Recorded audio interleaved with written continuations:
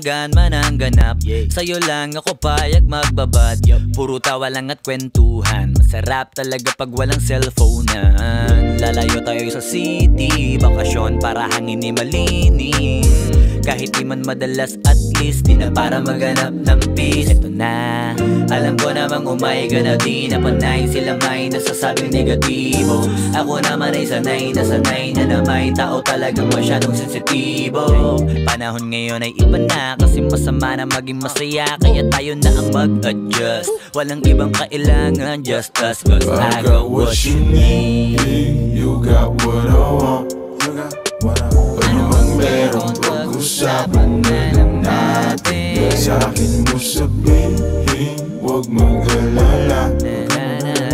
Atin lang, di nila malalaman lang sa akin at sa'yo.